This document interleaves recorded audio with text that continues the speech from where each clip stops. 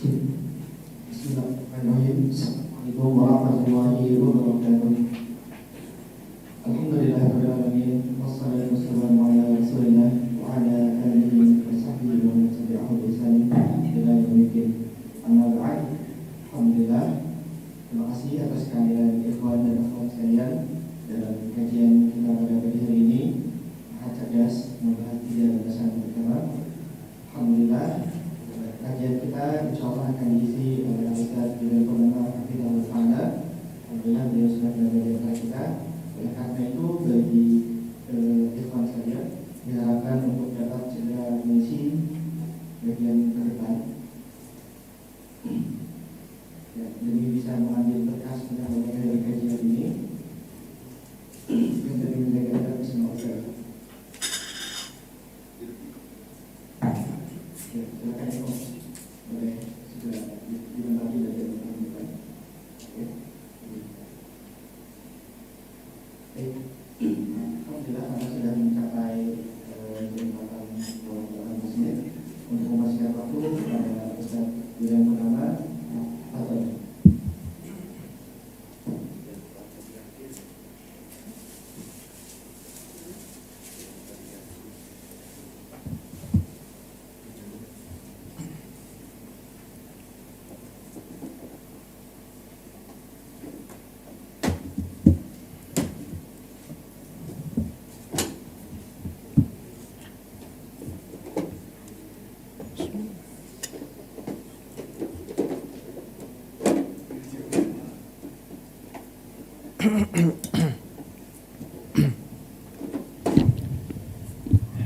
Bismillahirrahmanirrahim. Assalamualaikum warahmatullahi wabarakatuh. Alhamdulillahi rabbil alamin hamdan katsiran thayyiban mubarakan fihi kama yuhibbu rabbuna wa yardah. Salatu wassalam ala nabiyyina Muhammadin wa ala alihi wa sahbihi ajma'in, amma ba'd. Para ikhwan akhwat sekalian, rahimani wa rahimakumullah. Pertama, kami ucapkan marhaban ya talabatil ilmi. Selamat datang para penuntut ilmu syar'i di majlis ilmu. Selamat datang di Mahad Cerdas. Semoga Allah Subhanahu wa taala memberikan kemudahan kepada kita semua untuk bisa mempelajari ilmu syar'i, untuk bisa memahami agama kita.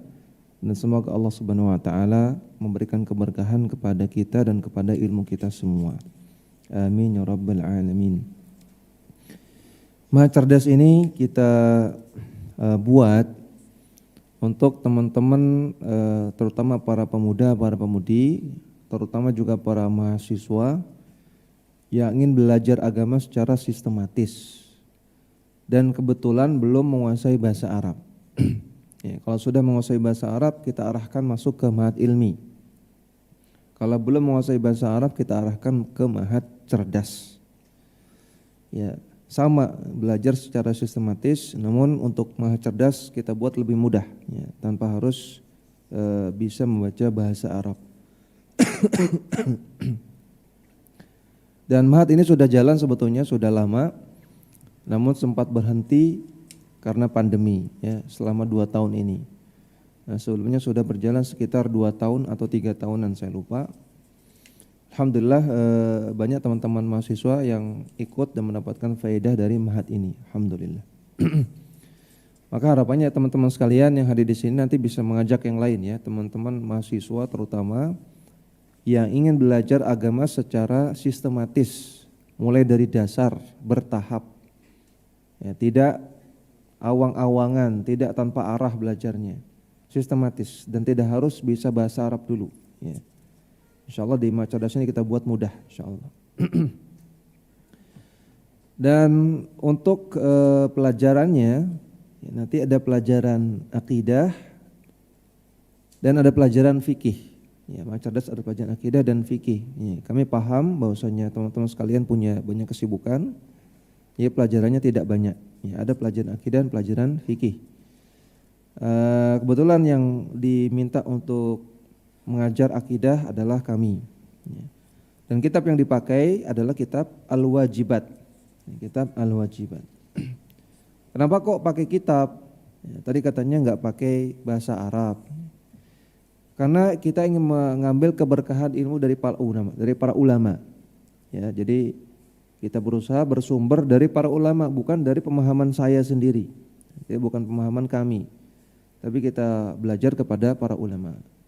Di antaranya kitab yang ditulis, di antaranya ulama yang menulis kitab ini yaitu Syekh Abdullah bin Ibrahim Al-Qar'awi. Ya, Syekh Abdullah bin Ibrahim Al-Qar'awi rahimahullahu taala yang menulis kitab ini, kitab Al-Wajibat. Ya. Dan walaupun demikian kita sudah fasilitasi teman-teman dengan kitab terjemah. Jadi tetap teman-teman tidak harus bisa bahasa Arab. Jadi tetap kita ngambil ilmu dari ulama, tapi tidak harus menguasai bahasa Arab. Dan kitab Al-Wajibat ini, Al-Wajibat judulnya Al-Wajibat Al-Mutahattimat Al-Ma'rifah ala kulli muslimin wa muslimat. Jadi judulnya agak berpola, berrima ya.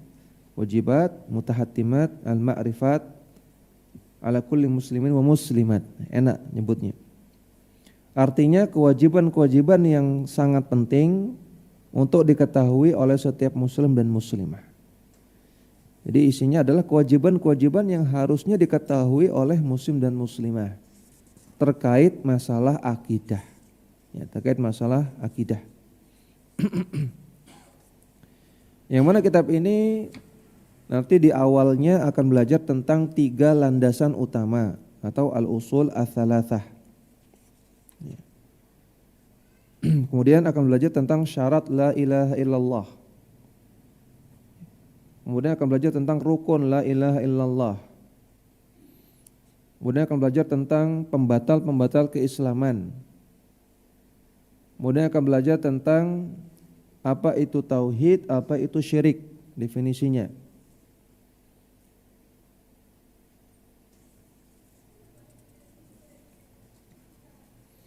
Kemudian akan belajar juga tentang apa itu nifak, apa itu munafik.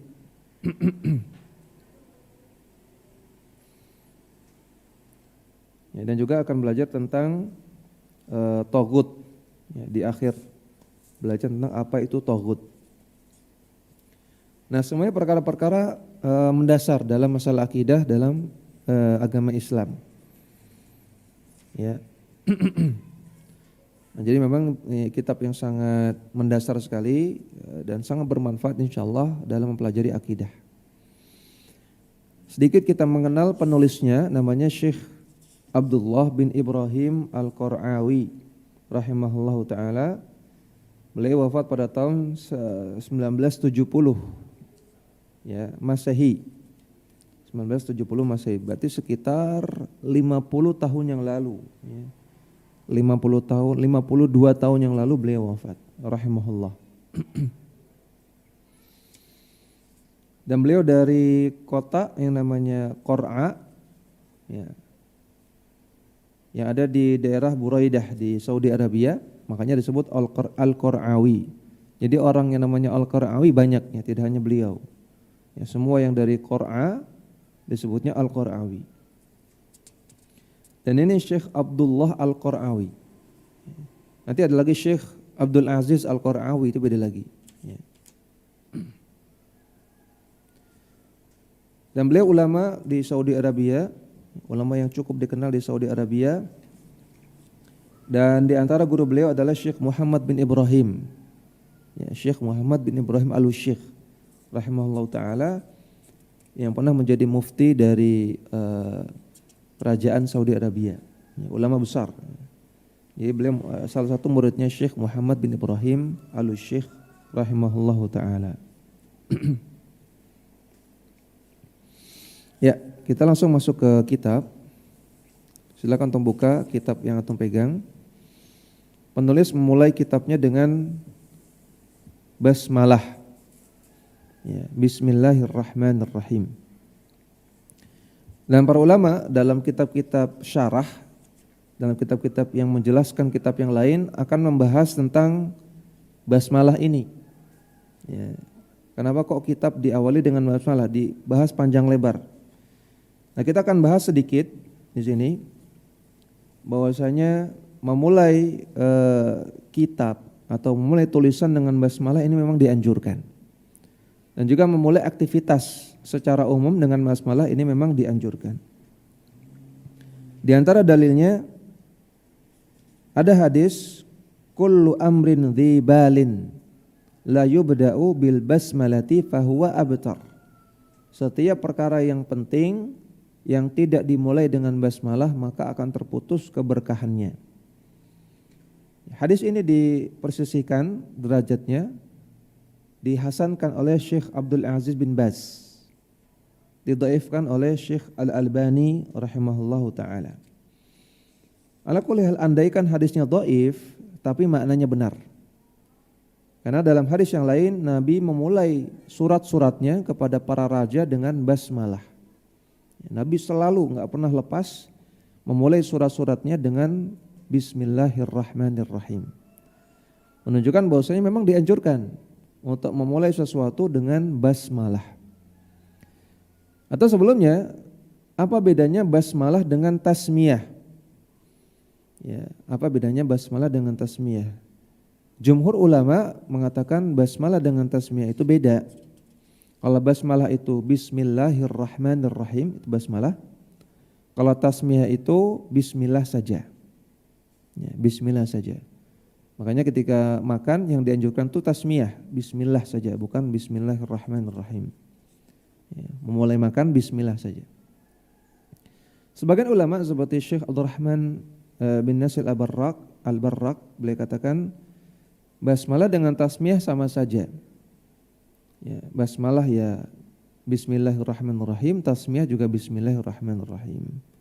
Dan juga Bismillah boleh disebut basmalah, juga boleh disebut tasmiyah. Jadi istilah yang sama.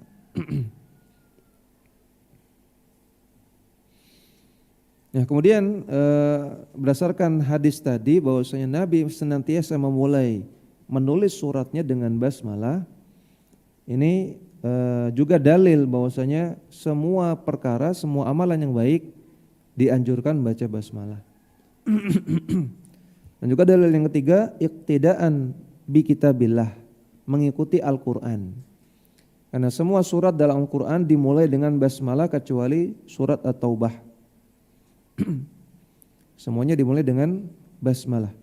Maka kita memulai aktivitas dengan basmalah itu mengikuti Al-Qur'an, mengikuti Allah Subhanahu wa taala. Maka sekali lagi dianjurkan ya untuk memulai aktivitas dengan Bismillahirrahmanirrahim. Contohnya antum naik motor ya, sebelum naik motor Bismillahirrahmanirrahim atau bismillah saja boleh. Ya, tadi kan sama ya. Atau antum mulai kajian, atau antum mulai kuliah, atau antum mulai ngajar, atau antum mulai masak, ya, atau mulai pakai baju. Ya, semua aktivitas yang baik-baik dimulai dengan basmalah. Dan basmalah ini maknanya adalah pertama tabarrukan, mencari keberkahan dari Allah. Ya. Seolah-olah kalau kita bilang bismillah ketika mau naik motor, kan bismillah artinya dengan nama Allah. Dengan nama Allah saya naik motor, seperti itu. Sehingga saya minta keberkahan dari Allah pada motor ini. Ya, tabarruk supaya naik motornya berkah.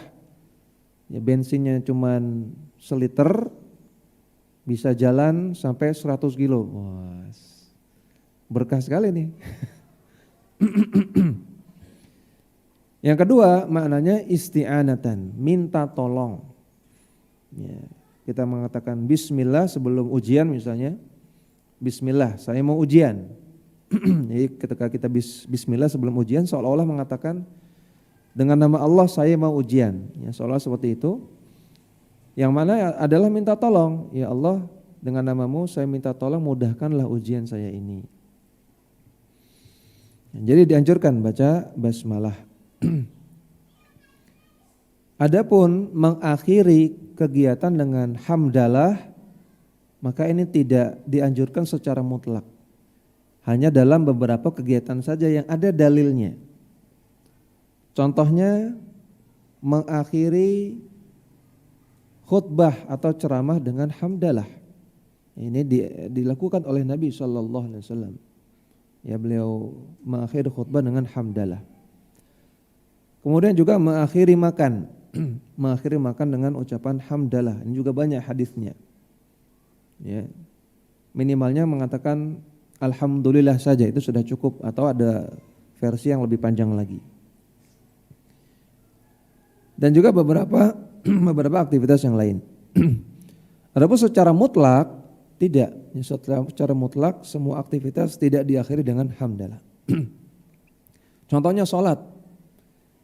Salat itu tidak diakhiri dengan hamdalah tapi dengan istighfar. Ya, Nabi mengatakan atau Aisyah mengatakan kana Rasulullah sallallahu alaihi wasallam idzan sharafa min salatin istaghfara thalathan.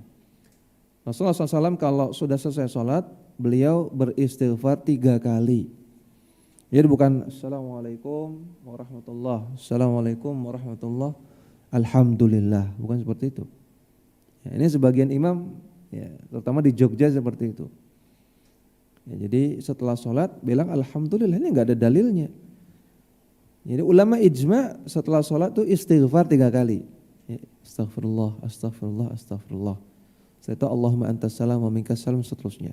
Bukan alhamdulillah, itu nggak ada dalilnya. Ya. Jangan gawe-gawe sendiri. Jangan berdalil dengan nasyid Malaysia. Ya. Dimulakan dengan basmalah, diakhiri dengan alhamdulillah. Ya. Nasyid bukan dalil. Nah, jadi jangan terpengaruh oleh nasyid itu. Ya. Dimulai dengan basmalah betul, tapi diakhiri dengan alhamdulillah tidak berlaku secara mutlak. Ya.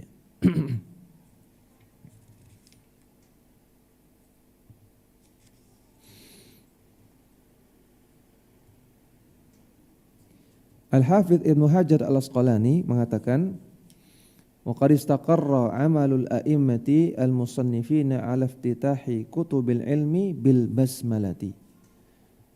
Dan telah menjadi hal yang diketahui dari amalannya para imam-imam kaum muslimin yang suka menulis tulisan, bahwasanya mereka membuka kitab mereka yang berisi ilmu dengan basmalah. Wa kadza ma'dhamur rasail, demikian juga kitab-kitab yang induk dimulai dengan basmalah. Ya, maka dianjurkan, hukumnya tidak wajib ya untuk memulai tulisan dengan basmalah. Atau juga kalau ingin kirim tulisan berupa WA atau surat atau yang lainnya, dianjurkan dengan basmalah, dimulai dengan basmalah. Tentunya dengan assalamualaikum dulu. Ya. Dalam hadis yang sahih Nabi berkatakan, assalam qabla su'al wala jawaba illa bis salam. Atau kama qala sallallahu. Salam dulu baru tanya, dan tidak perlu dijawab orang yang tanya tanpa salam. Kalau ada orang tanya nggak salam dulu, ujuk-ujuk tanya, kata Nabi nggak usah jawab. Maka kalau kalau nyapa orang atau ingin komunikasi dengan orang, salam dulu. Ya. Assalamualaikum, seperti itu. Nah setelah itu baru bismillah. Dan ini semuanya hukumnya sunnah. Ya. Salam itu sunnah, kemudian bismillah juga sunnah. Kalau antum langsung bro posisi di mana gitu, boleh, nggak apa-apa, ya, tidak berdosa. Tanpa salam, tanpa bismillah. Ya. Gak harus assalamualaikum warahmatullahi wabarakatuh, bismillahirrahmanirrahim. Di mana? Jadi mukadimahnya panjang, pertanyaannya pendek. Lagi di mana? Nggak harus demikian. Ya, boleh kalau memang mendesak, ya, lagi di mana gitu aja. Nggak masalahnya longgar, masalah yang longgar. Ya. Kemudian al-usul ats-tsalatsatu, 3 landasan. Al-usul ats-tsalatsatu allati yajibu ala kulli muslimin wa muslimatin ta'allumuha. Yaitu 3 landasan yang wajib bagi setiap muslim dan muslimah untuk mengetahuinya atau mempelajarinya.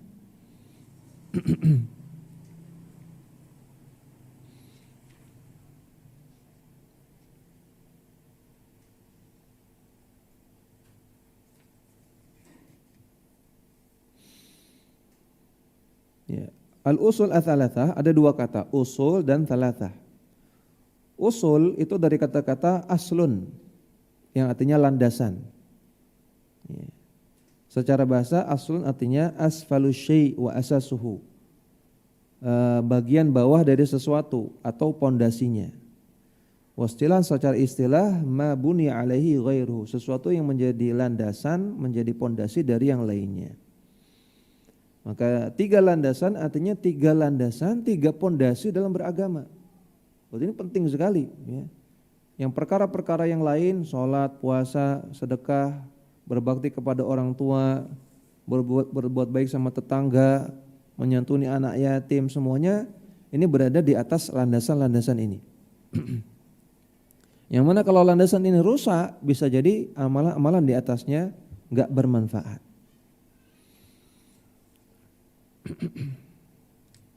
Kemudian kata beliau, ini wajib untuk diilmui. Yajibu ala kulli muslimin wa muslimatin ta'allumuha, wajib untuk diilmui. Nah, biasanya ketika para ulama menyebutkan perkataan ini, mereka akan menyebutkan tentang apa definisi ilmu. Diilmui. Nah, ilmu itu apa sih? Ilmu secara lugawi, secara bahasa artinya idraku syai'i, ya, mengetahui sesuatu yuwafiqu haqiqatahu, sesuai dengan hakikatnya. Atau dengan bahasa lain, idraku syai'i bimahu alaihi idrakan jaziman. Mengetahui sesuatu sesuai dengan realitanya dengan pengetahuan yang yakin. Dengan informasi yang valid, yang yakin. Itu disebut ilmu. Mengetahui sesuatu informasi sesuai dengan realitanya, atau mengetahui sesuatu informasi sesuai dengan realitanya dengan pengetahuan yang yakin.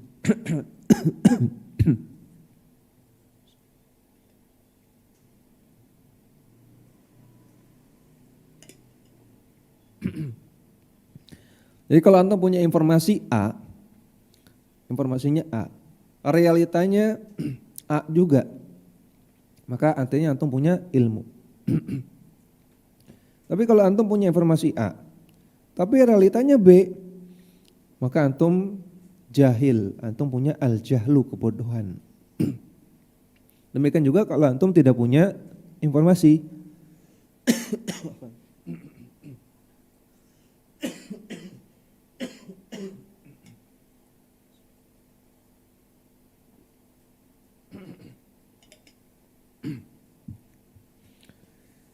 Ya, kalau antum nggak punya informasi, maka itu juga al-jahlu, kejahilan. Jadi kejahilan ada 2. Yang pertama, ketika antum nggak punya informasi, itu namanya al-jahlul basit, kejahilan yang ringan. Dan yang kedua, ketika informasinya A yang antum tahu, tapi realitanya B, beda dengan apa yang antum tahu. Maka ini juga kejahilan, namanya kejahilan tapi al-jahlu al-murakkabu. Jahil kuadrat. Al-jahlu al-murakkabu, jahil kuadrat. Jahil yang ringan, lebih mending daripada jahil kuadrat. Ya. Antum enggak tahu lebih mending daripada antum sok tahu. Nah, merasa tahu A padahal realitanya B. Itu lebih parah. Kata para ulama zaman dahulu, qaulu la adri nisful ilmi. Kalau orang ditanya dia bilang enggak tahu, maka ini setengah ilmu. Wa qaulu adhunnu nisful jahli. Tapi kalau orang ditanya dia mengatakan kayaknya gini, menurut saya gini, ini nisful jahli, setengah kejahilan. Berarti dia sok tahu. Ya. Oh menurut saya gini, oh kayaknya gitu, padahal enggak tahu. Harusnya enggak tahu bilang enggak tahu. Ya, maka kejahilan ada 2, ada jahil basit, ada jahil murakkab. Kemudian ilmu tadi secara lughah sudah kita sebutkan. Secara istilah, ilmu adalah ma anzalallahu ala rasulihi minal bayyinati wal huda. Ilmu adalah segala sesuatu yang Allah turunkan kepada Rasulnya berupa Al-Quran dan As-Sunnah, berupa bayyinat wal huda, petunjuk dan petunjuk. Ya, bayinat artinya Al-Quran, al-huda artinya as-sunnah. Jadi ilmu itu adalah semua yang Allah turunkan kepada Rasulnya berupa Al-Quran dan as-sunnah. Itulah ilmu. Sebagaimana yang disebutkan oleh Syekh Muhammad bin Shalih Al-Utsaimin dalam Kitabul Ilmi. Ya, beliau punya kitab Kitabul Ilmi, kitab tentang ilmu. Beliau sebutkan definisi ilmu demikian. Ilmu adalah semua yang Allah turunkan kepada Rasulnya berupa Al-Quran dan as-sunnah. Maka Al-Quran dan as-sunnah itulah ilmu. Al-Quran dan as-sunnah dan semua yang membahas keduanya itulah ilmu. Kalau antum belajar ilmu tafsir, antum belajar ilmu. Antum belajar ilmu hadis, antum belajar ilmu. Antum belajar bahasa Arab supaya bisa paham Al-Quran dan hadis, antum juga sedang belajar ilmu. Maka kalau ada majelis ta'lim, majelis ilmu, tapi kok di dalamnya enggak bahas Quran, enggak bahas hadis. Tapi misalnya bahas pengalaman pribadi ustadznya. Ya. Tadi pagi saya sholat di masjid, ya. Khotibnya ceramah, ya, khotibnya ceramah. Ceramahnya tentang curhat. Nah, saya sebetulnya berat ngisi di sini karena saya sudah sepuh, ya, agak was-was di jalan, ya, kemudian kondisi kesehatan agak menurun. Panjang, ya, 15 menit bahas tentang dia. Ini bukan ilmu, ya, ini curhat namanya. Makanya bukan majelis ilmu, majelis curhat. Ya, atau berisi tentang motivasi-motivasi, ya, quotes-quotes yang indah, ya, atau semangat luar biasa, Allahu Akbar. Tapi enggak ada dalil dalamnya, enggak ada Al-Quran, enggak ada sunnah, enggak bahas Quran, enggak bahas sunnah, maka itu bukan majelis ilmu. Walaupun pembicaranya disebut ustadz, walaupun disebut kiai atau yang lainnya. Atau isunya malah lucu-lucuan, ya, tidak membahas Quran, tidak membahas dalil, tidak bahas sunnah, isinya ketawa ketiwi, maka itu bukan majelis ta'lim, bukan majelis ilmu. Tapi mungkin majelis stand up comedy mungkin, atau majelis entertainment. Jadi ilmu itu adalah apa yang Allah turunkan kepada Rasulnya berupa Al-Quran as-sunnah. Setiap yang bahas itu maka itu majelis ilmu.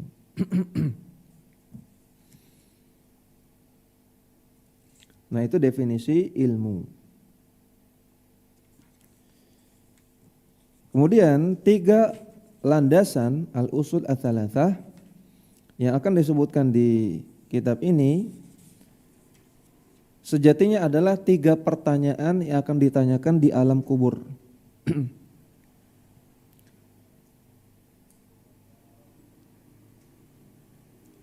Sebagaimana hadis dari Al-Barra bin Adzib dalam Sahih Bukhari dan Muslim, bahwasanya idza ujlisa al-mayyitu fi qabrihi utiya. Kalau mayit sudah diposisikan duduk di dalam kuburnya, maka dia akan didatangi oleh malaikat. Jadi nanti ruh di dalam kubur itu akan didudukkan dulu, akan ujlisa, diposisikan dalam posisi duduk dulu. Ini di alam kubur ya, bukan di kuburan, di alam kubur.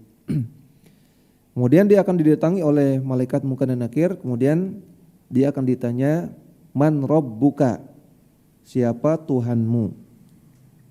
Fa yaqulul mu'min, orang yang beriman akan mengatakan, Rabbi Allah, Rabb saya adalah Allah, Tuhan saya adalah Allah.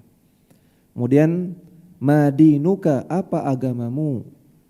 Maka waqalal mu'min, orang yang beriman akan menjawab, dini al-Islam, agama saya adalah Islam. Kemudian man nabiyuka, siapa nabimu?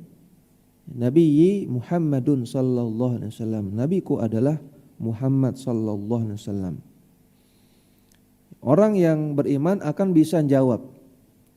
Fa yuthabbituhullahu bil qauli tsabit, Allah akan kokohkan dia dengan qaulu tsabit. Ya, sebagaimana di Al-Qur'an Allah Taala katakan yuthabbitullahu alladziina amanu minkum bil qauli tsabit fil hayatid dunya wal akhirah. Allah akan kokohkan kalian, orang-orang yang beriman dengan iman yang benar, dengan perkataan yang kokoh di dunia dan di akhirat, yaitu dengan Al-qaulu tsabit artinya kemampuan untuk menjawab pertanyaan di alam kubur. 3 pertanyaan. Man rabbuka, siapa Tuhanmu? Man nabiyuka, siapa nabimu? Ma dinuka, apa agamamu? Yang 3 pertanyaan ini nggak bisa nyontek jawabnya, nggak bisa ngepek, ya, nggak bisa call a friend, nggak bisa minta hint, nggak bisa. Tapi hanya bisa dijawab dengan alladzina amanu, iman yang benar. Makanya kalau antum pengen bisa jawab, perbaiki iman. Dan iman itu adalah istilah lain dari akidah. Kalau antum ingin bisa jawab 3 pertanyaan kubur, belajarlah akidah yang benar. Ya, pahami akidah Islam dengan benar. Pasti bisa jawab walaupun antum nggak bisa bahasa Arab. Ya. Man rabbuka, Ustaz kok pertanyaannya bahasa Arab? Saya nggak bisa, Ustaz. Nggak masalah. Yang penting akidah antum benar, antum bisa jawab. Ammal munafiq wal murtab, adapun orang munafik dan orang yang ragu terhadap imannya, maka dia akan mengatakan la adri. Man rabbuka, siapa Tuhanmu? La adri. Dia akan mengatakan seperti itu, enggak tahu. Kata Syekh Ibnu Utsaimin dalam syarah hadis Jibril, beliau katakan ucapan ya, ini bukan karena kepedesan ya, kepedesan bukan. Ini diucapkan karena si orang ini, orang munafik dan orang yang ragu kepada imannya, dia merasa pernah mendengar jawabannya waktu di dunia. Kayaknya saya pernah ingat. Apa jawabannya ketika ditanya siapa Tuhanmu? Kayaknya saya pernah ingat. Yaqulun nas syai'an, kata dia. Dulu orang-orang pernah mengatakan sesuatu tentang masalah ini, tapi saya lupa. Sehingga yang keluar dari mulut dia, saya enggak tahu. Siapa nabimu? Ya, rahmukallah. Siapa nabimu? Dia katakan juga la adri. Kayaknya saya pernah ingat siapa, tapi saya lupa, saya enggak tahu. Demikian juga ketika ditanya apa agamamu. Nah, orang-orang yang tidak bisa menjawab pertanyaan kubur, maka fayudrabu bimarzabatin min hadidin yasma'uha kullu syai'in illa tsaqalain.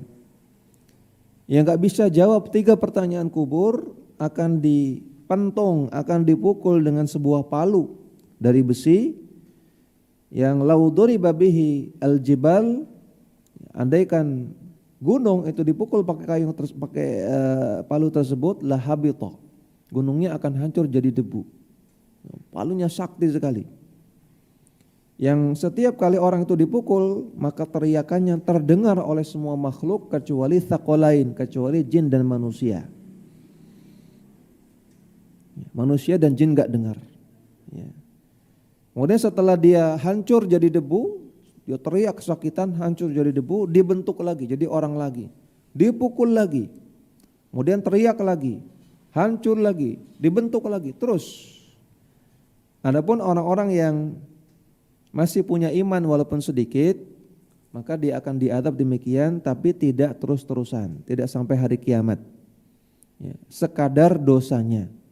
Kalau dosanya dikit maka diadab dikubur sedikit, kalau dosanya banyak maka lama, tapi tidak akan selama-lamanya.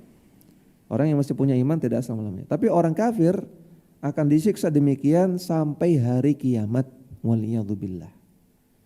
Ya, ini hadis yang sahih riwayat Bukhari Muslim.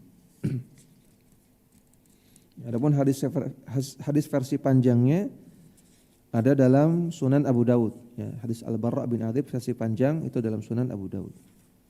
Ya, versi Bukhari Muslim itu ringkas.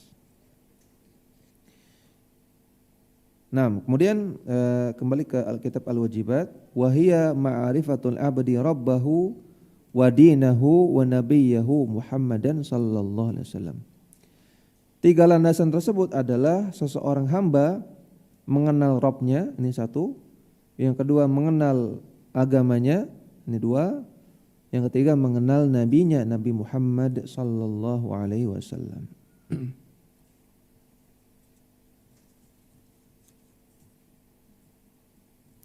Fa idza qila laka man rabbuka, kalau ditanya kepadamu siapa Rabbmu, faqul, maka ucapkanlah Rabbi Allah.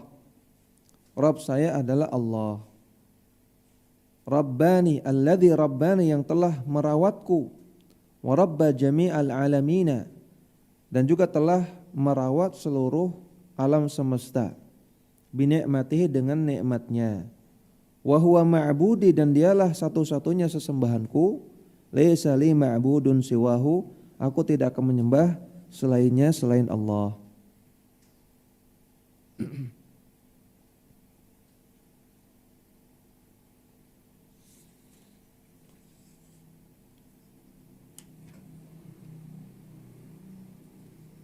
Ya, maka kalau ditanya man rabbuka, siapa Tuhanmu? Jawab, Tuhan saya Allah. Ya, kalau ditanya ma dinuka, apa agamamu? Wa idza qila laka ma dinuka, apa agamamu? Faqul dinil Islam, katakanlah agama saya Islam. Ya, jangan jawab ngapunten ini masalah privasi. Ya, jangan. Ya, pede jawab saya Muslim. Ada apa? Allah Ta'ala katakan qul hadhihi sabili ad'u ilallah ana wa man ittaba'ani. Katakanlah ini jalanku Islam, aku dan orang-orang yang bersamaku. Ya, pede mengatakan saya Islam, tidak ada masalah. Ya, bangga dengan agama Islam, jangan malu. Ya, jangan mengatakan oh ini masalah privasi, oh enggak usah dibahas. Ini orang yang malu sama agamanya. Allah musta'an. Ya, qul dinil Islam, katakanlah agamaku Islam. Wa huwal istislamu lillahi bitauhidi wal inqiyadu lahu bitta'ati wal bara'atu minasyirki wa ahlihi.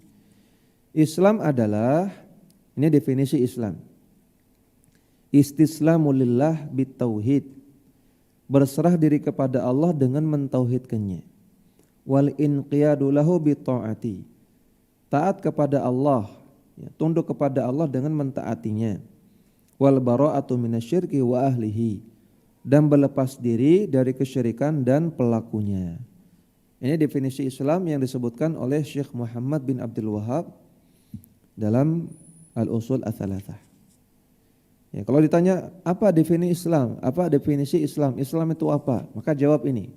Al-istislamu lillahi bitauhid wal inqiyadu lahu bitta'ah wal bara'atu minasyirki wa ahlihi. Ya, kalau bisa antum paham, kalau bisa antum hafalkan dengan bahasa Arabnya. Islam adalah berserah diri kepada Allah dengan mentauhidkannya, tunduk kepada Allah dengan taat kepadanya, dan berlepas diri dari kesyirikan dan pelakunya.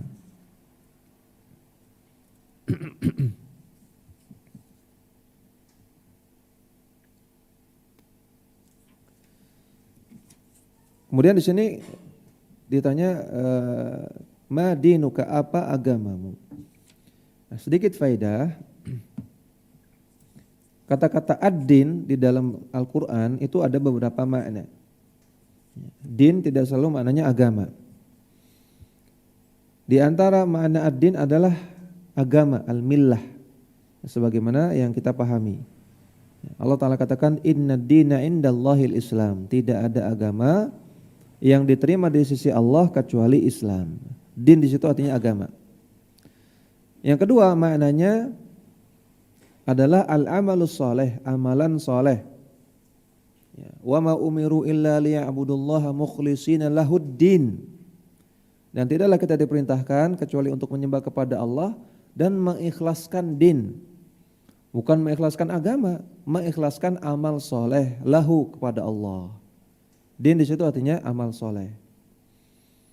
Yang ketiga, din artinya al-jaza. Ya, seperti di dalam surat Al-Fatihah, Maliki Yaumiddin, yang merajai hari pembalasan, jaza pembalasan.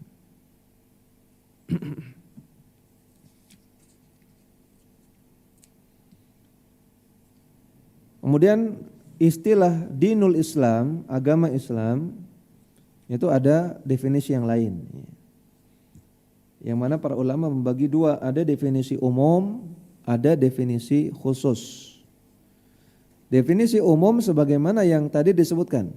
Islam adalah berserah diri kepada Allah dengan mentauhidkannya, taat kepada Allah, tunduk kepada Allah dengan taat kepadanya, dan berlepas diri dari kesyirikan dan pelakunya. Ini definisi Islam secara umum. Secara umum artinya semua nabi membawa Islam ini. Ya, kalau ditanya apa agamanya Nabi Adam, jawabannya Islam. Islam dalam definisi umum. Nabi Adam juga dakwahnya mendakwahkan untuk berserah diri kepada Allah dengan mentauhidkannya, tunduk kepada Allah dengan mentaatinya, dan berlepas diri dari kesyirikan dan pelakunya. Apa agamanya Nabi Ibrahim? Islam. Apa agamanya Nabi Nuh? Islam. Apa agamanya Nabi Isa? Islam. Apa agamanya Nabi Idris? Islam. Semuanya. Karena semuanya mendakwahkan ini semua. Istislam billah bitauhid, inqiyad lahu bita'ah, bara'ah minasyirki. Adapun Islam dalam definisi khusus adalah agama yang Rasulullah sallallahu alaihi wasallam diutus oleh Allah dengan membawanya. Atau agama yang dibawa oleh Rasulullah sallallahu alaihi wasallam, itulah Islam. Nah, sehingga dalam definisi yang kedua ini, definisi khusus, Islam adalah agamanya Rasulullah saja. Agama Nabi yang lain bukan Islam. Ya, disebutkan di Al-Quran, agamanya Nabi Ibrahim namanya Millah Ibrahim atau Al-Hanifiyah. Agamanya Nabi Ibrahim disebut Millah Ibrahim atau Al-Hanifiyah. Mungkin agama-agama Nabi yang lain ada istilah-istilah sendiri. Ya. Ya, namun ini secara khusus, secara umum semuanya Islam.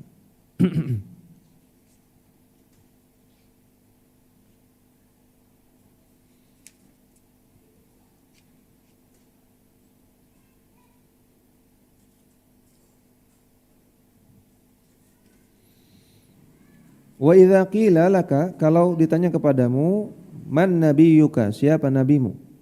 Faqul huwa Muhammad ibn Abdullah ibn Abdul Muttalib ibn Hashimin wa Hashimun min Quraisyin.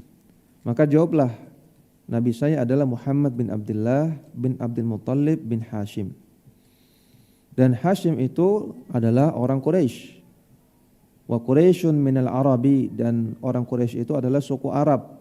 Wal Arabu min dzurriyyati Ismail ibni Ibrahim al-Khalili, dan orang Arab adalah semua keturunannya Nabi Ismail dan Ibrahim yang merupakan kekasih Allah alaihi wassalatu wassalam.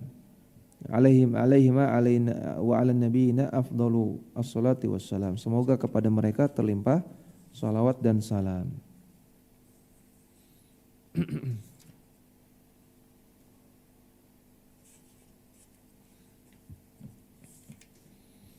Ya, maka kalau ditanya siapa nabimu, jawab Muhammad. Ya, nabi saya Muhammad bin Abdullah. Ya. Yang mana Nabi Muhammad sallallahu alaihi wasallam nama aslinya tadi Muhammad bin Abdullah bin Abdul Muttalib bin Hashim. Apakah wajib antum harus hafal nama beliau dengan silsilahnya? Jawabannya tidak wajib. Ya, jawabannya fardu kifayah, tidak wajib ain, tapi wajib kifayah. Dan di sini penulis menyebutkan silsilahnya untuk menyampaikan bahwasanya Rasulullah SAW adalah keturunannya Nabi Ismail. Ya, jadi silsilahnya Nabi Muhammad sallallahu alaihi wasallam panjang, ya. Muhammad bin Abdullah bin Abdul Muttalib, ya, bin Hashim, ya, bin Qusay dan seterusnya sampai bin Adnan. Ya, sampai Adnan ini adalah nasab yang disepakati ulama. Sampai Adnan. Adapun dari Adnan sampai Nabi Ismail itu ada banyak riwayat. Ya, dari Adnan sampai Nabi Ismail silsilahnya ada banyak versi. Adapun yang tadi dari Abdullah sampai Adnan itu cuma satu versi. Sepakat ulama tidak ada versi lain. Dari Adnan sampai Nabi Ismail ada banyak versi dan tidak ada yang rajih. Ya, sehingga yang perlu kita ketahui, yang penting Rasulullah SAW adalah keturunan Nabi Ismail. Ya. Adapun dari sisal dari Adnan sampai Nabi Ismail kita nggak tahu mana yang rajih, tapi yang penting yang jelas beliau adalah keturunan Nabi Ismail. Sehingga otomatis beliau juga keturunan Nabi Adam Nabi Ibrahim alaihissalam. Ya.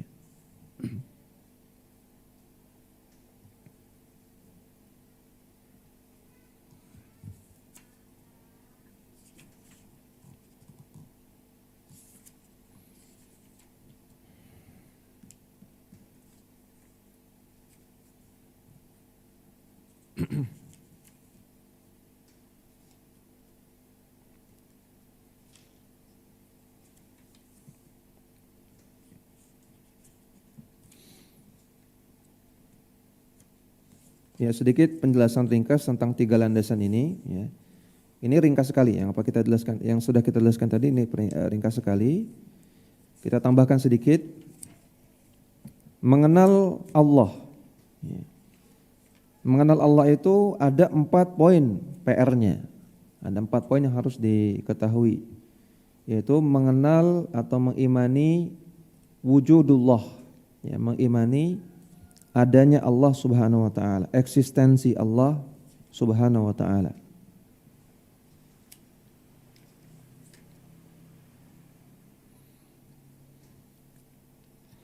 Kemudian yang kedua, mengimani rububiyah Allah Subhanahu wa taala. Mengimani rububiyah Allah Subhanahu wa taala atau tauhid rububiyah. Yang mana tauhid rububiyah artinya adalah mengimani Allah satu-satunya yang menciptakan, menguasai dan mengelola alam semesta dan isinya. Rububiyah itu 3, isinya 3. Menciptakan, menguasai dan mengatur atau mengelola alam semesta dan isinya. Itu semua terkait dengan rububiyah. Disebut dengan tauhid rububiyah. Dan poin yang ketiga dari iman kepada Allah tadi, mengenal Allah tadi adalah mengimani Allah dalam uluhiyahnya. Uluhiyah itu sama dengan ibadah. Artinya mengimani Allah satu-satunya yang berhak diibadahi. Tidak boleh beribadah kepada selain Allah. Tidak boleh menyerahkan satu saja dari jenis ibadah kepada selain Allah.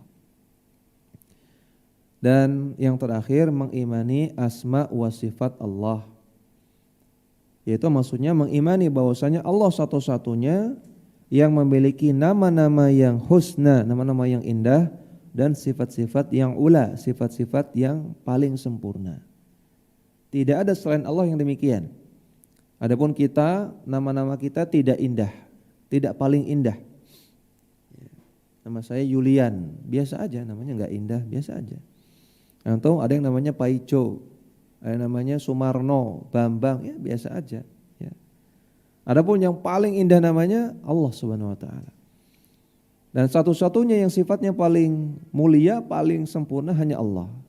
Adapun kita enggak sempurna. Kita punya sifat bagus, itu pun enggak sempurna. Ya. Mungkin di antara antum ada yang suka sedekah, itu sifat bagus, tapi enggak sempurna.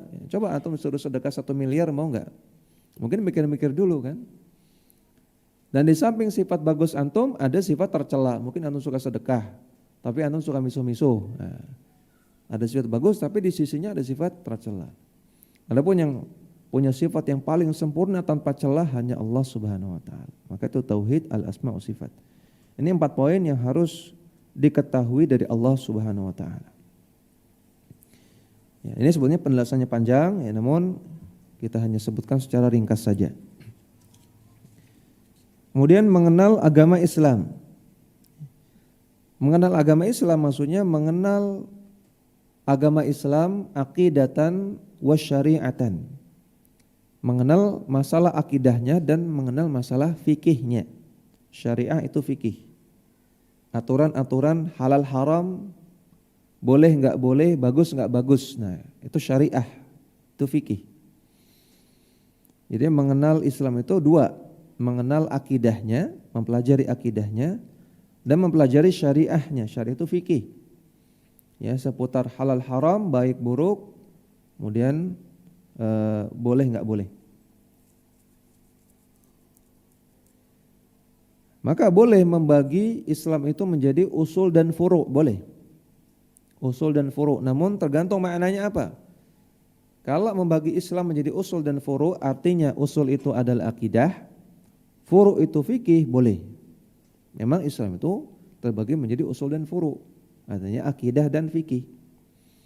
Atau boleh membagi Islam menjadi usul dan furu' dalam artian usul adalah perkara yang jelas dalilnya, furu' adalah perkara yang samar dalilnya. Ini pun boleh. Kita toleransilah dalam masalah furu', artinya masalah yang belum jelas dalilnya, dalilnya samar. Maka ini betul. Ya. Tapi kalau membagi Islam menjadi usul dan furu' dalam artian usul perkara penting, furu' perkara enggak penting, nah, ini enggak boleh. Ya, ini kurang ajar terhadap syariat Islam. Karena tidak ada perkara yang tidak penting di dalam Islam. Allah Ta'ala katakan dalam Al-Quran, ya, wa anzalna 'alaika qaulan tsaqila, ya. Dan kami telah turunkan kepadamu ya Rasulullah perkataan yang tsaqila, perkataan yang berat. Allah sebutkan Al-Quran atau syariat sebagai qaulan tsaqila, perkataan yang berat. Maka enggak ada yang ringan. Masalah apapun enggak ada yang ringan dalam syariat. Hatta masalah kencing. Ya. Dalam hadis Bukhari Muslim Nabi katakan ketika Nabi melewati dua kuburan, innahuma yu'adzaban. Dua orang dalam kubur ini sedang diazab. Fa innahuma yu'adzabani laisa bikabirin, dan mereka berdua diazab bukan karena perkara yang besar. Amma ahaduhuma yu'adzabu, yang pertama dia diazab karena la yastatiru minal baul. Dia tidak menjaga pakaiannya dari cipratan air kencing. Banyak kan? Cipratan air kencing aja bisa bikin orang kena azab kubur. Berarti bukan perkara remeh, ya. Apalagi masalah yang lain-lain, ya. Kalau masalah kencing aja serius, apalagi yang lain-lain, ya. Ketika Nabi SAW melihat ada sahabat Nabi yang wudu, di kakinya itu ada sebesar koin daerah yang tidak kena air wudu. Nabi katakan wailun lil aqabi minan nar. Celakalah tumit-tumit, tumit itu bagian belakang kaki yang tidak kena air wudu. Celakalah di neraka. Serius Nabi. Cuman masalah wudu, ya cuman sebesar koin, kurang dikit, tapi Nabi sikapi dengan serius. Jadi enggak ada masalah ringan dalam agama.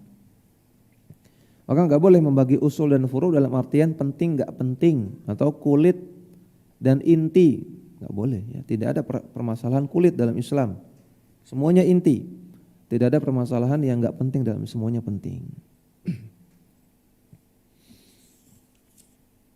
Kemudian yang terakhir mengenal Rasulullah sallallahu alaihi wasallam.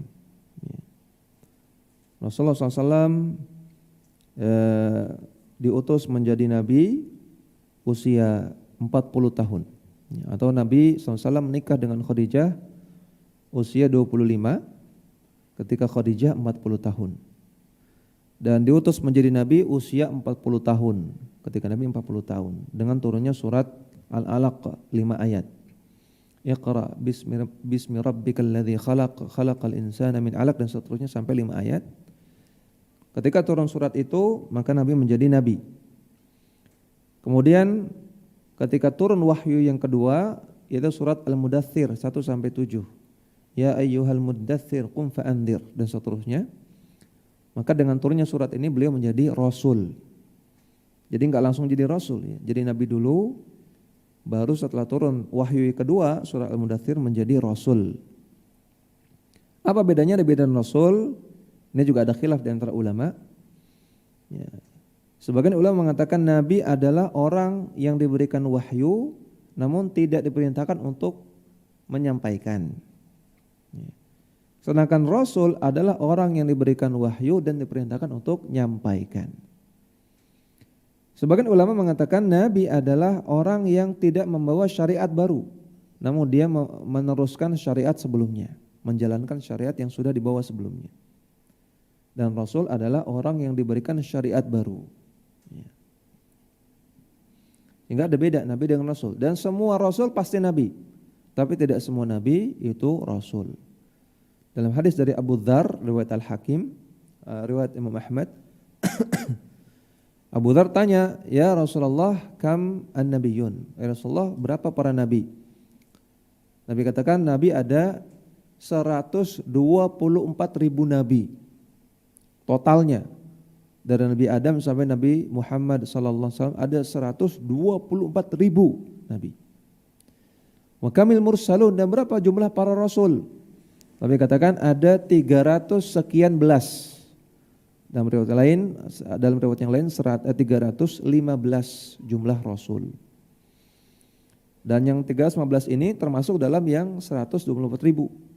Jadi setiap rasul pasti nabi. Ya, maka nabi dan rasul itu banyak. Nabi dan rasul itu banyak.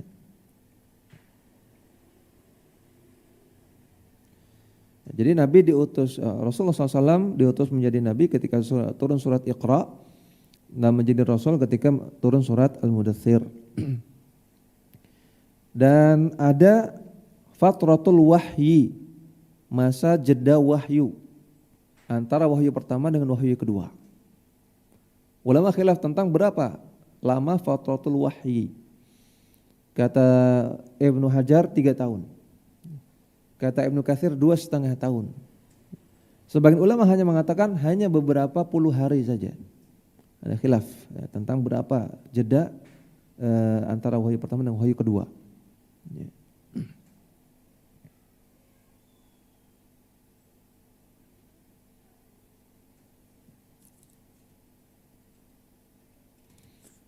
Dan Nabi SAW bapaknya namanya Abdullah, ibunya namanya Aminah, ya bukan Siti Aminah. Siti itu adalah julukan bagi orang yang terhormat, ya, singkatan dari kata-kata Sayyidati, ya. Kalau bahasa Jawanya Radenayu gitu ya, Radenayu, Sayyidati, Kanjeng Ratu seperti itu. Kalau untuk laki-laki Sayyidi disingkat Sidi, kalau perempuan Sayyidati disingkat Siti. Nah, jadi itu julukan, itu bukan nama ya. Julukan untuk semua orang yang dianggap terhormat. Jadi antum kalau punya anak perempuan jangan dikasih nama Siti, ya itu bukan nama, itu julukan aja. Bapak beliau meninggal ketika beliau masih di kandungan, ya, sehingga beliau lahir menjadi anak yatim. Anak yatim adalah anak yang lahir, anak yatim adalah anak yang enggak punya bapak ketika dia belum baligh. Kalau sudah balik tidak lagi disebut anak yatim. Kemudian dia diasuh oleh ibunya sebentar, kemudian diasuh oleh pembantunya Abdul Muttalib, ya, kemudian diasuh oleh Halimah As-Sa'diyah dengan Abu Kabsyah, kemudian kembali ke kakeknya Abdul Muttalib lagi, kemudian Abdul Muttalib meninggal, baru ke Abu Thalib sampai dewasa. Ya, jadi ibunya dulu, kemudian pembantunya Abdul Muttalib, kemudian Halimah As-Sa'diyah beserta suaminya namanya Abu Kabsyah, ya, yang ada di Bani Sa'ad. Jadi Bani Sa'ad itu kampung lain, ya, kan Nabi di Quraisy, ya, ketika diasuh oleh Halimah As-Sa'diyah ditaruh di rumahnya Halimah, nginep di rumahnya Halimah sekitar 3 tahun, ya, sekitar 3 tahun tinggal di sana. Halimah punya suami namanya Abu Kabsyah. Makanya orang Quraisy kalau ingin nyebut Rasulullah dengan sebutan yang kurang terhormat mengatakan ya bena Abu Kabsyah, ya bena Abi Kabsyah, wahai anaknya Abu Kabsyah. Karena Halimah Sa'diyah nyusui Nabi, sehingga Halimah Sa'diyah itu ibu susu Nabi dan Abu Kabsyah adalah bapak susu Nabi. Orang Quraisy enggak mau nyebut beliau wahai Ibnu Abdillah kalau lagi jengkel, ya. Padahal nama beliau kan Abdullah, ya. Karena Abdullah itu terhormat. Abdul Muthalib punya 8 anak laki-laki. Abdullah itu yang paling pintar dan paling ganteng. Nah, terhormat. Abdul Muthalib sendiri orang yang terhormat, ya, sesepuh di suku Quraisy, orang terhormat. Ya, dalam peristiwa penyerangan Mekah oleh pasukan gajah, Abdul Muthalib punya peran penting, ya, yang mempertahankan Ka'bah ketika itu. Peran penting. Beliau terhormat sekali, menonjol. Maka anak-anak beliau pun dipandang namanya anaknya Pak Kaum gitulah ya, anaknya orang terhormat. Anak dipandang yang paling terpandang Abdullah. Makanya orang Quraisy kalau benci sama Nabi enggak mau nyebut ya bena Abdillah, wahai anaknya Abdullah, enggak, tapi ya bena Abi Kabsyah. Karena Abu Kabsyah orang biasa, ya. Dan beliau adalah anak susunya Abu Kabsyah. Yang mana ketika di rumahnya Abu Kabsyah inilah terjadi peristiwa syaqqus sadr, pembelahan dada oleh malaikat Jibril. Yang Nabi SAW ditidurkan, dibentangkan di atas batu yang besar dalam keadaan terlentang, kemudian dibelah dadanya oleh malaikat Jibril dan dikeluarkan sifat-sifat syaitaniyah dalam diri beliau. Maka beliau tidak punya akhlak tercela sejak kecil, tapi beliau tetap punya sifat-sifat manusiawi seperti ngantuk, ya, lupa, ya, seperti lapar, ya ada tetapnya. Tapi sifat-sifat buruk enggak ada, ya. Tidak sebagaimana kata ada itu Gus-gus yang mengatakan Nabi Mungkin aja Nabi ketika masih kecil mungkin aja nyolong jambu gitu ya. Mungkin aja rembes itu apa sih? Ya ini penghinaan kepada Nabi SAW. Ya, enggak ada itu. Nabi sudah dihilangkan sifat syaitaniyah. Bahkan Halimatus Sa'diyah itu punya anak banyak. Ya, punya anak banyak. Di zaman dahulu kalau makan itu bareng-bareng. Ya, kalau makan nanti dipanggil, ayo makan. Satu nampan bareng-bareng. Maka Rasulullah SAW yang tinggal di rumah Halimah itu ketika anak-anaknya Halimah yang lain makan, Rasulullah kecil itu enggak mau ikut rebutan, enggak mau ikut dikeroyok makanannya, enggak. Rasulullah tunggu sampai selesai, kalau ada sisa alhamdulillah itu yang dimakan, kalau enggak ada enggak apa-apa. Ini masih kecil ini. Masih kecil. Ya, jadi enggak ada sifat-sifat buruk dari sisi Nabi dan Nabi tidak pernah melakukan kesyirikan sejak kecil. Padahal kaum Quraisy ketika itu gandrung dengan kesyirikan. Ya, sangat banyak kesyirikan di mana-mana, tapi Rasulullah sejak kecilnya enggak pernah melakukan kesyirikan. Sebagaimana juga Abu Bakar As-Siddiq. Ya, sebagaimana juga Ali bin Abi Thalib enggak pernah melakukan kesyirikan. Tapi sahabat yang lain seperti Abdullah bin Mas'ud, seperti Umar bin Khattab, ya sebelum masuk Islam ikut melakukan kesyirikan. Rasulullah enggak pernah. Maka disebutkan dalam kitab-kitab sirah bahwasanya Nabi ketika menggembala kambing, ketika masih kecil di bawah 10 tahun menggembala kambing untuk penduduk Mekah. Menurut Rasulullah SAW, ya namanya anak kecil, kemudian mendengar suara rame-rame di tengah kota Mekah. Kemudian namanya anak kecil penasaran, pengen tahu ada apa sih.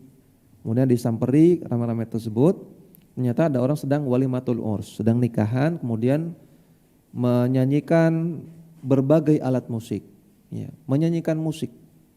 Sejak zaman dahulu sudah ada walimah pakai musik, pakai rebana, ya, pakai sitar macam-macam. Maka namanya anak kecil penasaran datang ke sana dan duduk di sana.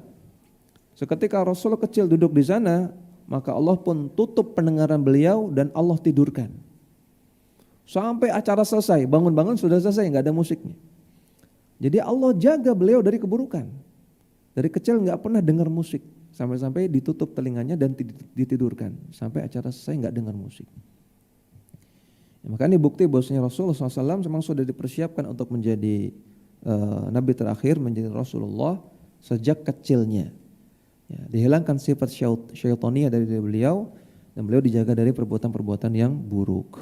Adapun sifat-sifat manusiawi ya ada. Ya, dalam Al-Quran Allah Ta'ala katakan, Qul ana basyarun mithlukum yuha ilayya. Katakanlah bahwasanya aku adalah manusia seperti kalian, tapi aku diberikan wahyu. Sama beliau, ya lapar, ya haus, ya ngantuk, itu wajar. Bahkan Nabi juga pernah lupa. Ya, Nabi pernah sholat asar 2 rakaat di Madinah, enggak safar. Kemudian ada sahabat namanya Dzul Yadain mengatakan, ya Rasulullah ataqsurus shalah, ya Rasulullah apakah sholat asar dikosor? Kan kita enggak safar. Maka Rasulullah mengatakan, afakama qala Dzul Yadain, wahai para sahabat, apakah benar yang dikatakan oleh Dzul Yadain bahwasanya saya tadi sholat asar 2 rakaat? Benar Rasulullah. Maka Rasulullah setelah itu tambah 2 rakaat lagi dan sujud sahwi. Sehingga setelah itu ada syariat namanya sujud sahwi. Nabi pernah lupa, tapi lupanya Nabi ada hikmahnya. Yaitu Allah ingin mengajarkan bahwasanya kalau lupa sholat ada sujud sahwi. Ya, Nabi bukan lupa pelupa seperti kita. Lupanya Nabi karena ada hikmahnya. Ya, Nabi bisa lupa, ya, Nabi bisa lapar, bisa ngantuk, bisa haus, Nabi bisa luka, sifat-sifat manusiawi Nabi punya. Nabi bisa suka makanan, bisa enggak suka, Nabi punya. Ya, bahkan Nabi SAW tidak lepas dari kesalahan-kesalahan kecil. Ya. Ulama ijma semua Nabi lepas dari kesalahan dalam tabligh, dalam penyampaian risalah, penyampaian syariat, enggak mungkin salah. Dan ulama juga ijma para nabi dan rasul itu maksum, tidak mungkin salah dalam masalah dosa besar.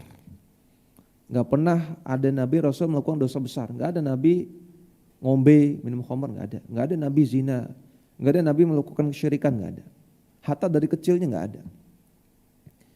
Tapi ulama khilaf apakah nabi dan rasul bisa melakukan kesalahan kecil. Yang rajih bisa. Ya, Nabi Adam makan buah khuldi, ya. Nabi Musa pernah tidak sengaja membunuh pengikut Fir'aun sampai mati. Nabi Nuh pernah meminta doa kepada Allah untuk mengampuni anaknya yang kafir, ditegur oleh Allah Subhanahu wa taala. Kemudian siapa lagi?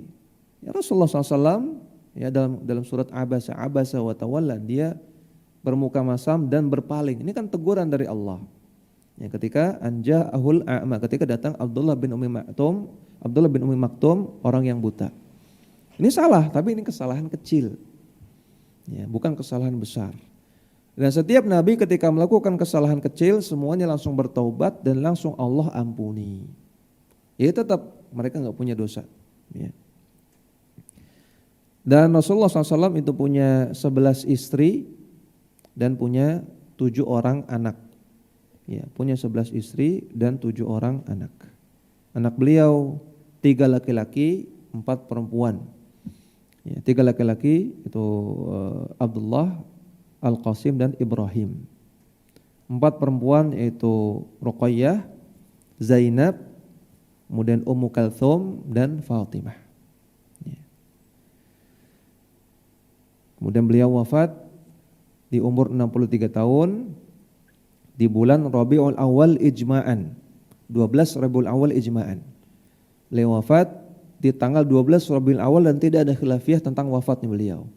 Adapun tentang lahirnya beliau banyak khilafiyahnya. Ada yang mengatakan tanggal 2 Rabiul Awal, ada yang mengatakan tanggal 8, 9, 10, ada yang mengatakan tanggal 12, 13. Ada yang mengatakan Nabi lahir di bulan Rajab. Ada yang mengatakan Nabi lahir di bulan Rabiul Tsani. Ada yang mengatakan Nabi lahir di bulan Ramadan. Banyak sekali khilafnya. Ya. Makanya orang yang merayakan perayaan di tanggal 12 Rabiul Awal, kita tanya, ini rayain wafatnya Nabi apa lahirnya Nabi? Ya. Karena yang ijma tanggal 12 itu wafatnya Nabi, ya bukan lahirnya Nabi. Lahirnya Nabi khilaf banyak. Ya, yang dirajikan oleh Syekh Sofiyur Rahman Al-Mubarakfuri ya, dalam Sirah Nabawiyah beliau ya, tanggal 9 Rabiul Awal. Ya, ini sedikit tentang mengenal Nabi sallallahu alaihi wasallam. Ya. Ini yang bisa kita sampaikan ya. Afwan agak bablas sedikit, tapi mudah-mudahan apa yang kita bablaskan tadi bermanfaat. Sebelum kita akhiri, kita persilakan jika ada pertanyaan.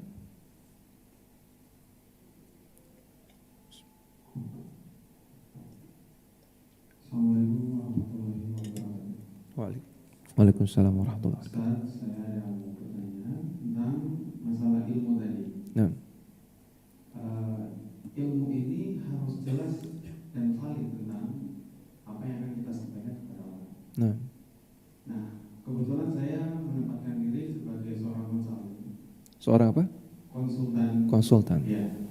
Di mana kadang-kadang klien saya itu kan tidak semua keinginan klien saya itu saya pasti paham. Namun saya punya pengalaman di pekerjaan, artinya di mana itu bisa menjadi parameter saya untuk menjawab begitu. Walaupun tidak 100% itu jalan atau tidak. Nah. Jadi contohnya ini saya kebetulan memang bekerja di bidang IT ya, bidang IT, di mana kadang-kadang klien meminta satu contoh aja. Mas, saya pengen bikin kayak Grab gitu. Artinya saya pengen membuat map saya itu bisa berjalan. Saya pun sebenarnya belum punya pengalaman tentang itu gitu. Belum punya pengalaman tentang itu. Namun secara pengalaman, di aplikasi itu bisa gitu. Nah, akhirnya pun saya menjawab, bisa kok dengan beberapa sedikit penjelasan berdasarkan pengalaman saya. Walaupun saya belum tahu persis ya. Nah, apakah itu saya jahil atau tidak? Ya, ilmu itu ada 5 tingkatan. Ya. Para ulama menyebutkan ilmu itu ada 5 tingkatan. Pertama, yang paling tinggi adalah al-ilmu. Ya, yang paling tinggi adalah al-ilmu. Tadi mengetahui sesuatu sesuai dengan realitanya, yang valid. Yang kedua disebut dengan adzanur rajih, sangkaan kuat atau ghalabatul dzan, sangkaan kuat. Yaitu ketika pengetahuan yang kita miliki belum tentu sesuai dengan realita, tapi probabilitasnya tinggi. Kemungkinan besar sesuai dengan realita. Walaupun belum tentu pasti, ya kemungkinannya 70% misalnya atau 80%. Makanya disebut dengan ghalabatul dzan atau adzanur rajih. Tingkatan yang ketiga disebut dengan dzan saja. Sangkaan. 50-50. Kemungkinan 50% bisa, kemungkinan 50% enggak bisa. 50-50. Disebut dengan dzan saja. Tingkatan yang keempat disebut dengan asyakku, ragu. Itu ketika di mana probabilitas kesesuaian dengan realita kecil. Cuman 30%, cuman 20%. Maka disebut asyakku atau ragu. Ya, syak itu ragu. Tingkatan yang paling terakhir adalah al-jahlu, enggak tahu apa-apa. Ya. Nah, kata para ulama, yang nomor 1 dan nomor 2 itu dua-duanya bisa disebut al-ilmu. Ya, nomor 1 dan 2 termasuk al-ilmu. Jadi ghalabatul dzan termasuk ilmu. Maka kita boleh memutuskan sesuatu berdasarkan ghalabatul dzan, sangkaan kuat walaupun tidak tahu secara pasti 100%. Ya. Dan kata para ulama, pada realitanya kita ini pada realitanya memutuskan itu dengan kebanyakan dengan ghalabatul dzan. Ya. Misalnya di MPR di Masjid Pagung Raya sekarang sedang ada kajian apa ya?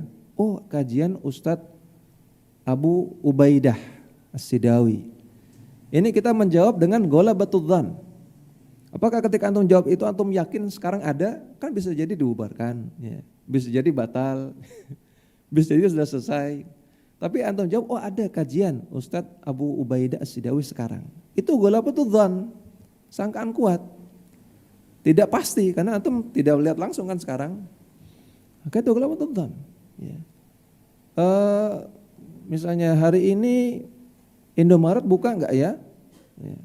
Oh buka. Nah, ini kan ghalabatul dzan, antum enggak lihat langsung kan, kecuali antum ada di Indomaret. Atau antum punya pintu ke mana saja, antum lihat oh buka. Antum pintu ke mana saja, antum ke Indomaret, oh buka. Baru yakin. Ketika antum jawab, oh ada buka. Itu kan ghalabatul dzan. Mayoritas kasus yang terjadi dalam keseharian kita itu pakai ghalabatul dzan. Air ini bersih apa enggak? Oh bersih. Ini ghalabatul dzan, kecuali antum sudah tes pakai mikroskop, ya antum tes di lab, baru antum valid, ya tahu dengan pasti ini bersih. Ini ghalabatul. Jadi ghalabatul dzan atau dzanur rajih termasuk al-ilmu. Sehingga boleh kita seperti antum tadi katakan, oh saya bisa insyaallah mengerjakan map seperti itu. Boleh, itu namanya ghalabatul dzan, antum tetap dikatakan menjawab dengan ilmu. Ya, wallahu a'lam. Ada lagi? Dari akhwat mungkin? Ustaz, Ya. ada beberapa pertanyaan yang dalam chat, apakah dibacakan saja atau Ustaz mau terlebih dahulu? Dibacakan aja. Baik. Bismillahirrahmanirrahim. Assalamualaikum Ustaz Beliau Allah.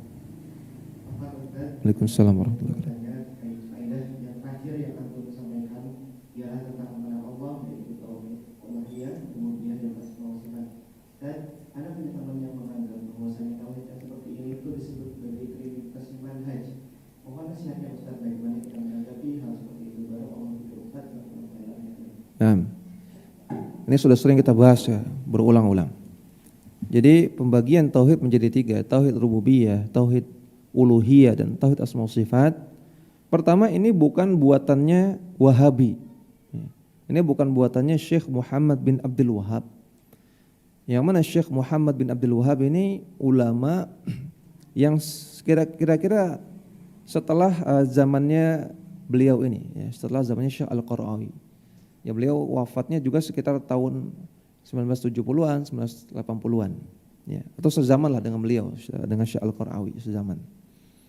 Ya, ulama zaman sekarang lah beliau, Syekh Muhammad bin Abdul Wahab, ulama zaman sekarang. Adapun pembagian tauhid menjadi 3 ini sudah dilakukan oleh ulama sejak zaman dahulu. Oleh Al-Imam At-Tabari, Abu Ja'far At-Tabari yang punya tafsir Tabari, yang beliau wafatnya tahun 200-an Hijriah. Sekarang kan 1444 ya. 1444 Hijriah. At-Tabari itu 200-an Hijriah. Ya, berarti sudah berapa tahun yang lalu? 1200 tahun yang lalu wafatnya. Beliau sudah membagi tauhid menjadi 2 atau menjadi 3. Al-Imam Ibnu Mandah wafat 300-an Hijriah. Dalam kitab beliau punya kitab Al-Iman, beliau membagi tauhid menjadi 2 atau 3, rububiyah uluhiyah. Ya, kalau saya katakan 2 itu rububiyah uluhiyah. Ya, ada yang menjadi 3 rububiyah uluhiyah asma sifat. Kemudian juga Ibnu Battal tahun 400-an Hijriah. Kemudian juga banyak ulama-ulama yang lain ya. Apalagi tahun-tahun 600-an 700-an Hijriah banyak. Jadi ini bukan hal baru, bukan inovasinya Syekh Muhammad bin Abdul Wahab, bahkan bukan inovasinya Ibnu Taimiyah, bukan. Ibnu Taimiyah itu tahun 700-an Hijriah wafatnya. Ibnu Qayyim setelahnya 800-an Hijriah. Jauh sebelum beliau hidup sudah ada pembagian ini. Jadi ini ulama. Ya. Yang kedua, pembagian ini tujuannya adalah untuk memahamkan. Ya, untuk memahamkan kita tauhid yang benar, akidah yang benar. Bukan menjadi tujuan utama, bukan. Sebagai sarana memahamkan. Sebagaimana dibaginya rukun sholat menjadi 11 atau 12 atau 13. Sebagaimana dibaginya rukun wudhu menjadi 6. Ya. Ada enggak hadis arkanul wudu, qala sallallahu alaihi wasallam arkanul wudu sittah. Nabi bersabda rukun wudu ada 6 ya. Para sahabat enggak ada. Mau dicari sampai antum jungkir balik enggak ada. Tapi para ulama membagi rukun wudu ada 6. Apakah ini bid'ah? Tidak. Ini dalam rangka memahamkan. Ini sarana, ini bukan ibadah, ini sarana. Maka orang yang mengingkari tauhid menjadi 3 harusnya ingkari juga. Rukun wudu jadi 6 ingkari, jangan dibagilah. Ingkari juga rukun sholat, ingkari. Hukum ada 5, wajib, sunnah, mubah, makruh, haram. Ingkari juga sekalian, gak usah ada pembagian hukum. Seterusnya semua ingkari. Repot. Nah kemudian disebut trinitas. Nah ini trinitas artinya 3 ya. Trinity itu kan bahasa sifat ya. Ini kata sifat. Trinity itu bahasa Inggris, bahasa sifat, trinitas. Apakah berarti semua yang pembagian 3 itu berarti trinitas? Ya. Contoh, para ulama membagi sabar menjadi 3. Ya.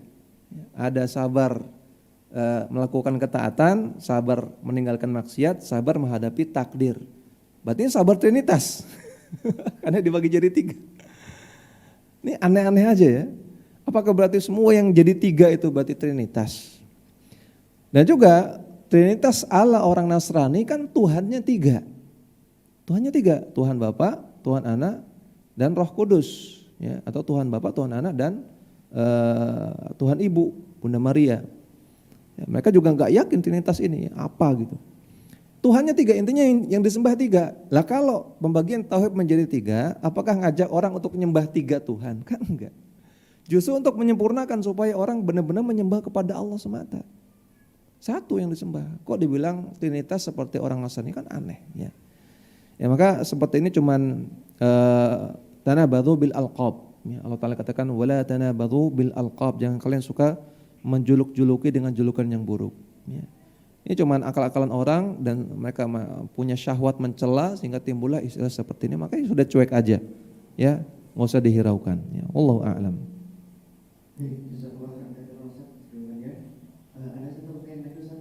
Nah. Untuk pertanyaannya tidak berkaitan dengan materi yang disampaikan. Mungkin antum bisa memberikan tips bagaimana cara kita membagi waktu kita untuk menuntut ilmu agama secara intensif, sedangkan ada berbagai kesibukan juga di kampus. Jazakumullah khairan. Agak panjang nih ya. Menuntut ilmu yang paling ideal adalah dengan mengikuti program yang taksili. Program belajar yang taksili. Taksili itu artinya mulai dari asal, mulai dari dasar dan sistematis dan bertahap. Mengikuti program belajar yang taksili. Bentuk konkretnya adalah masuk pondok pesantren atau ikut ma'had atau ikut sekolah Islam atau masuk ke perguruan tinggi Islam atau semisalnya ya. Ini bentuk konkretnya. Dan zaman sekarang tidak mustahil antum kuliah di UGM, tapi misalnya kuliah juga di misalnya di Ma'had Ali UMY, belajar agama. Atau antum kuliah di UGM sambil kuliah online. Ada kampus online namanya IOU, International Islamic Online University, IOU. Pusatnya di Amerika. Nah, itu punya Ahlus Sunnah ya. Diprakarsai oleh Dr. Bilal Philip. Online dapat ijazah juga, dapat gelar ya, D2 atau D1 kalau nggak salah. Itu bisa antum belajar di UGM ya sambil belajar di online di IOU. Atau ada Lipia online, atau ada Ma'had Haram Mekah Madinah online. Bisa. Ini cara yang paling bagus, ikut pondok pesantren atau ma'had atau program belajar yang semisalnya. Kalau nggak bisa, maka sistem mulazamah. Mulazamah itu terus mengikuti seorang guru, apapun yang dia ajarkan, dimanapun dia ngajar. Ikuti terus sampai pelajarannya selesai. Pilih siapapun guru yang ada di daerah antum dan sekalian yang dipercaya, ikuti terus kajiannya. Misalnya Ustadz Afifi misalnya. Mulazamah dengan Ustadz Afifi. Dimanapun Ustadz Afifi ngajar, hadiri di situ.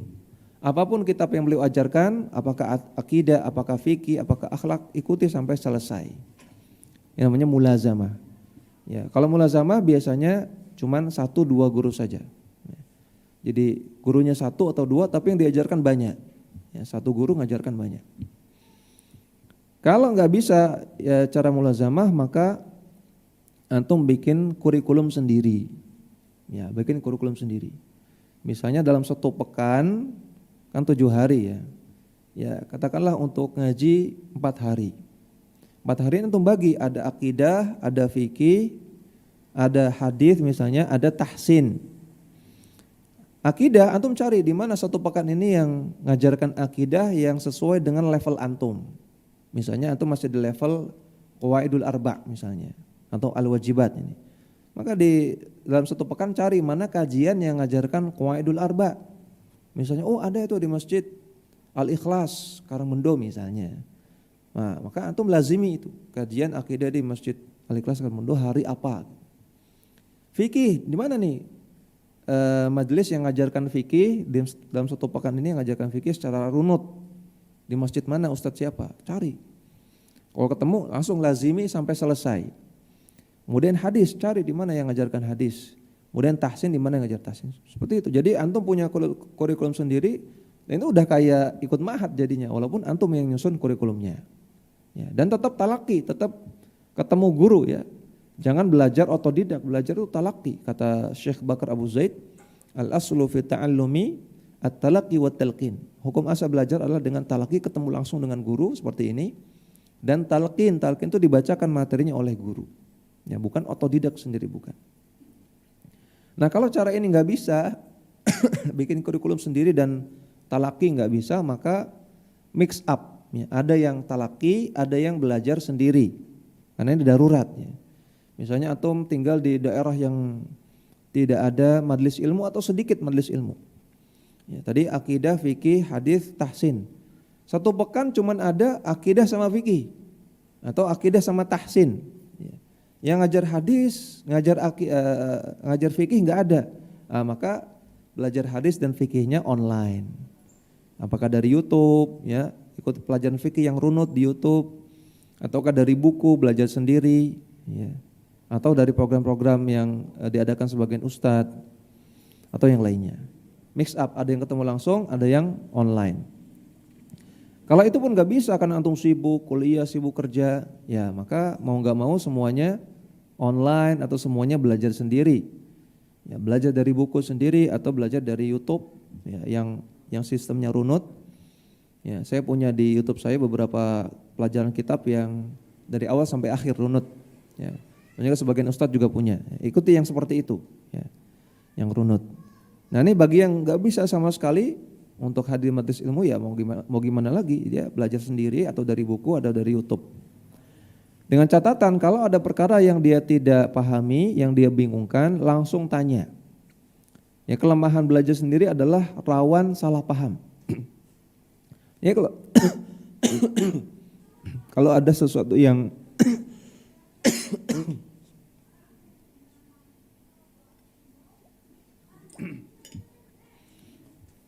yang kurang dipahami, langsung tanya. Ya, zaman sekarang sudah ada WhatsApp, Telegram, ada Facebook Messenger, SMS juga bisa. Tanya Ustadz, Ustadz saya baca buku ini kok saya nggak paham ini maksudnya apa ya? Tanya ya, untuk mengurangi resiko salah paham.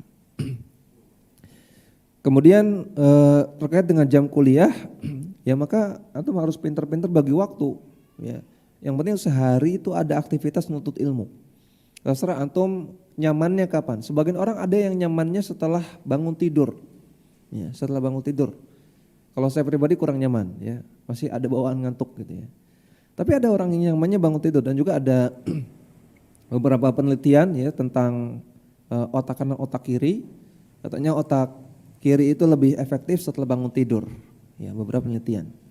Jadi otak kiri kan memproses data, ya, menggunakan rasio. Nah itu lebih optimal bangun tidur katanya. Ada yang mungkin yang nyamannya malam, ya, karena tidak ada distractionless, tidak ada distraction, tidak ada gangguan. Ada yang mungkin nyamannya siang pas rame dia malah senang belajar gitu ya, tergantung nyamannya. Silakan pilih waktu mana yang paling nyaman untuk belajar. Sempatkan waktu setiap hari untuk baca, ya baca buku. Selalu ada buku yang sedang dibaca, yang sedang jadi proyek kita dalam membaca gitu ya. Selalu ada buku di tas yang kita baca kemana-mana. Kalau kita nganggur, kita lagi ngantri, lagi nganggur, kita baca. Ya. Kalau sudah selesai baca buku yang lain seperti itu. Dan usahakan setiap hari tidak berlalu waktu kecuali ada ilmu yang baru yang didapatkan. Jangan sampai waktu hari berlalu nggak ada tambahan ilmu, jangan sampai. Ya. Jadi seperti itu. Ya. Ada 4 metode tadi untuk belajar ilmu supaya terstruktur. Ya, wallahu taala a'lam. Baik,